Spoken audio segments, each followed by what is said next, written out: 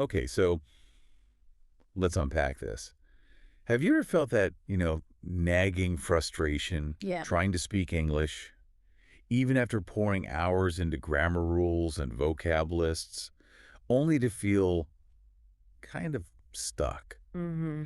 It's such a common story, isn't it? We hear it all the time. You Yeah. put in the work, you understand it on paper, but when it comes time to actually speak, Your mind just goes blank. exactly, the Yeah. words just don't flow. Yeah. And that feeling, that block, well, it often hints at a pretty big misunderstanding about how we learn to speak fluently. That's right.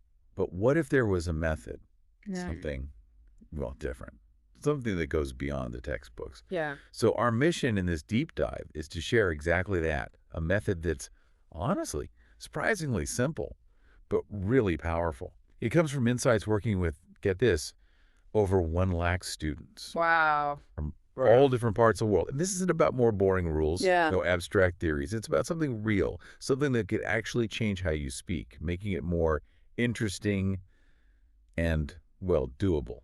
And what's so fascinating here, I think, is that the core issue, it often isn't really a lack of knowledge. It's more a fundamental misunderstanding of how speaking develops, Mm. in our brains. Right. This deep dive, it's really going to challenge that common assumption that speaking is the final step, like something you only do after you've learned every single rule and, I don't know, memorized the dictionary. Yeah, the I'm not ready yet feeling. Exactly. So if you're serious about unlocking your English speaking potential and you're just tired of feeling stuck, Mm. then this deep dive, it offers a really crucial shift in perspective. Could be just what you need. Okay, so let's jump right in.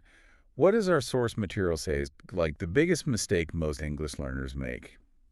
We've probably all done it, Oh, spending absolutely. just hours memorizing those vocab lists, right? Right.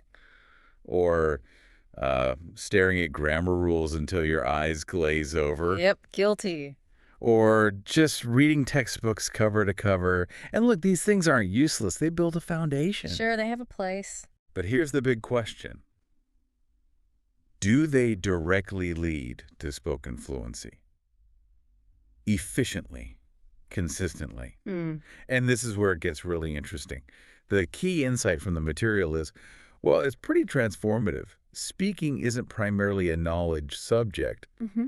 It's a performance-based skill. Precisely. And if we connect this to the bigger picture, just think about learning, I don't know, learning to swim or ride a bicycle. Yep. Yeah. You can read every single book on swimming technique, watch every video tutorial, understand the physics of buoyancy. Right. But until you actually get in the water and start paddling, start practicing, What? you won't learn to swim. You won't get fluent. Makes perfect sense. You have to do it. You have to do it. So this raises a really important question. Why do we often treat language so differently? Why do we think it's just academic? Mm-hmm.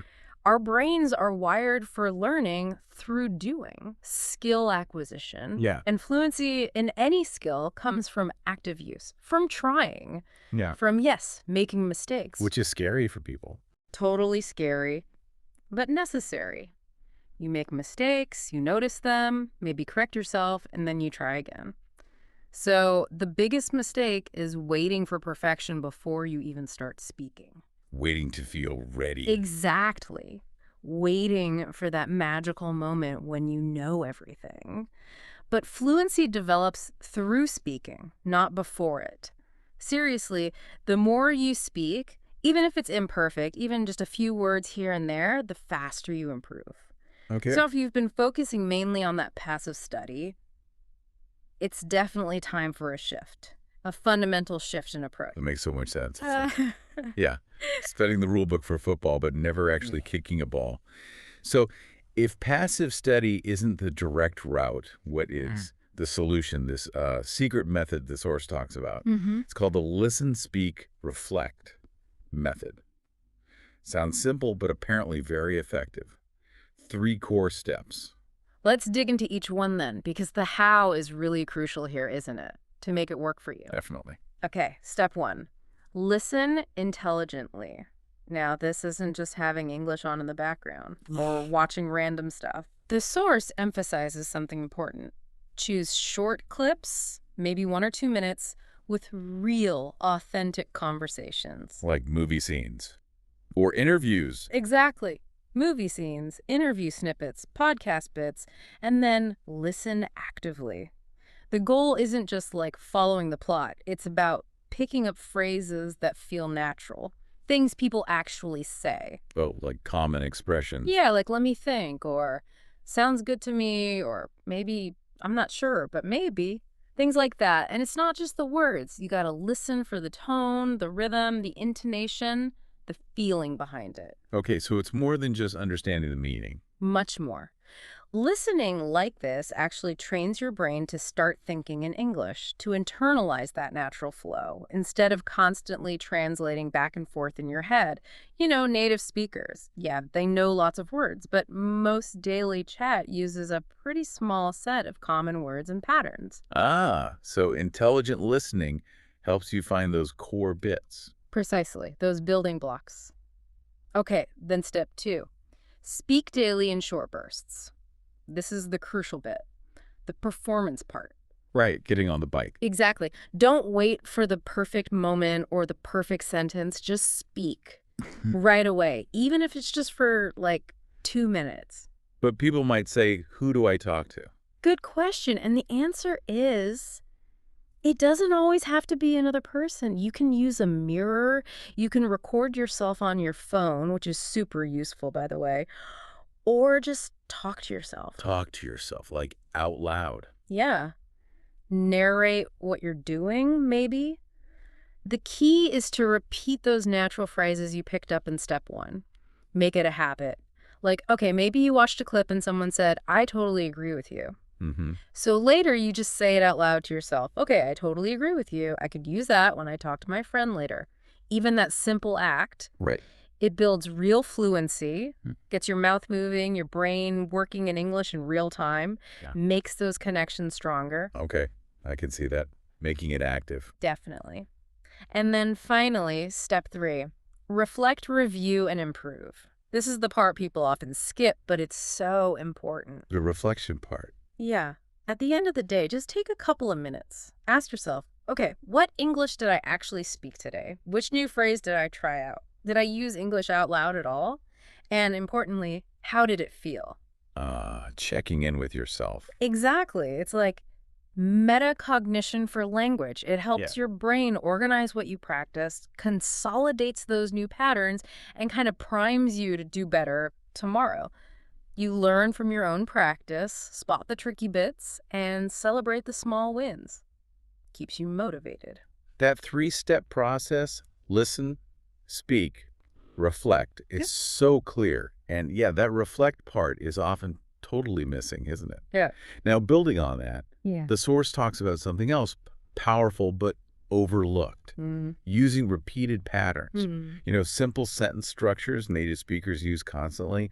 For the longest time, I sort of imagined fluent speakers just like magically inventing every sentence perfectly from scratch. Right. It seems that way sometimes. Yeah, it felt so overwhelming. But the source points out, no, they don't do that. They rely heavily on these familiar chunks of language, common sentence starters. Like prefabricated phrases? Kind of. Right. Like linguistic Lego blocks. Yeah. You can just grab them and build sentences quickly without overthinking every single word or grammar rule. Takes a huge mental load off, I imagine. Exactly right. And the source gives some great, really practical examples. Think about a super simple one like, can I? Okay. You can instantly make, can I help you? Can I try this? Can I ask something? Effortless, right? Or another really common one, I'm not sure. Use that all the time. We all do. I'm not sure what to say. I'm not sure if it's right. I'm not sure about that. And it's not just whole sentences. Even those little filler words, discourse markers, we call them. Like, you know, or actually. Precisely. You know, actually, I mean, so. Native speakers use them constantly. They don't add much meaning, but they make your speech sound so much more natural and smooth. Oh. So by actively learning these patterns, listening for them, and then practicing them, you just drastically reduce the pressure on your brain. You stop trying to create everything from scratch. You start recalling instead of constructing. Bingo. You recall these ready-made chunks. It's much faster, way more natural, saves so much brain power. And this process, this is really key. It helps your brain start translating from your native language. Ah, the translation trap. Yeah, you start actually thinking in English. And that's where real fluency begins. Not from knowing thousands of isolated words, but from using these natural, repeated expressions confidently and correctly in the moment. That is such a profound shift in thinking. Mm. And what makes this whole approach so compelling isn't just the theory, right? It's the evidence. The source material shares this incredible story. Yeah, the numbers are amazing. Listen, speak, reflect method was shared with over 1 lakh students. That's over 100,000. It's a lot of people. Something remarkable happened. And these students, they were from all sorts of backgrounds, total beginners, people who'd studied for ages but still couldn't speak, paralyzed by that fear of mistakes. The common thread was always that lack of speaking confidence. They knew the grammar, maybe, but couldn't actually use it. Right. So what happened when they applied this method? Well, the transformation was just often quite immediate and profound. You'd see someone who was like terrified to say anything. Yeah. And after just a few weeks of this consistent daily practice, short bursts, reflection, you'd see them starting to participate in group discussions. Then maybe chatting with colleagues, then feeling okay talking to strangers. Wow. It wasn't about suddenly becoming perfect overnight. It was about starting to speak. The fear started to fade. That's huge. It is. We saw it again and again. Students stopped being so afraid of making mistakes because they started seeing them as, just part of learning. They began using English in real, actual conversations with friends, classmates, colleagues. They felt more relaxed, more natural, more engaged with the language. So it wasn't just about understanding English, it was about living in English, yeah. I really noticed that once students started that short, daily, meaningful speaking practice, their fluency just took off. Much faster than with the old grammar-heavy ways. faster improvement. Definitely. So whether you're learning for work or travel or studies or just for yourself, right? Personal growth. This method can absolutely help, but the key thing always is consistency. Right. Not perfection. Not perfection, just that daily effort, showing up each day. I mean, if over 100,000 students could benefit from it, from all walks of life, you can too. Their success really speaks volumes about just practicing actively and consistently. Okay, so what does this all mean for you, the listener, right now? Someone who's heard this and is thinking, okay, I want to try this. Now that we understand the method and its impact, let's make it super real. Here's a simple daily practice plan, something you can start literally today. No special apps needed, no expensive courses. No rigid schedules. Exactly. Just your time, your focus, and like you said, consistency. So it's a 5-step process, really straightforward. That's right. It's all about making it accessible. So, step 1. Choose a short video or audio clip in English. Find something you're actually interested in, maybe 1 to 2 minutes long. A movie scene, a podcast bit, a YouTube short, whatever catches your eye. But the key is, make sure it's got real conversational English, not like a formal lecture. Everyday chat. Exactly. How people really talk. Yeah. Then, step 2. Listen actively and write down 2-3 natural phrases. As you listen, don't just follow the story. Be a detective. Hunt for those useful sentence starters, common expressions, everyday replies. Like we said, you know what? That makes sense. I'm not really sure. Listen to how they're said, the tone, the rhythm. Write them down. Got it. Collect a few phrases. Yep. Then, step 3, speak those phrases out loud. This is the speak part in action. Take each phrase you wrote down and say it out loud at least 5 times. 5 times. Okay. Yeah, repetition helps embed it. And really try to copy the rhythm and tone you heard. Don't just say the words flatly, kind of perform it. Even if it feels a bit weird talking to yourself. Especially then. It might feel awkward at first, totally normal. But if you can, record yourself, listening back. It's powerful. You become your own coach, spot things to improve. It really speeds things up. Okay, record yourself. Good tip. Then, step 4, use the phrases in your own sentence. This is where you move beyond just repeating. You make it yours. Personalize it. Exactly. So if you learned, I guess so, try using it differently. Like, I guess so, but I'm still thinking about it. Or, I guess so, if that's what you want. This forces your brain to apply the pattern, makes it stick better. You're training recall, not just construction. Makes sense. Active use. Totally. And finally, step 5. Reflect at the end of the day. The crucial wrap-up. Before bed, maybe, or whenever works. Just ask, what new phrase did I learn today? Did I actually speak English out loud? How did it feel? Checking in again. Yeah.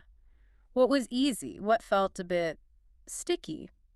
This reflection keeps you aware, keeps you motivated by noticing the small wins, and helps you grow day by day. You're guiding your own learning. So those 5 steps, pretty much anyone can do that, right? Beginner or advanced. Absolutely. It works for everyone because it targets how spoken fluency actually develops. And the best part, it only takes maybe 10 to 15 minutes a day. That's it. 10, 15 minutes. That's it. Focused, consistent effort. But the impact, if you stick with it, can be genuinely life-changing. So the call to action is start today. One small step. Pick one phrase. Say one sentence out loud. And honestly, before you know it, you'll find yourself speaking English more confidently, more naturally, more fluently than ever before. What an incredibly insightful and I think really practical deep dive. It really boils down to that mantra, doesn't it? Don't chase perfection.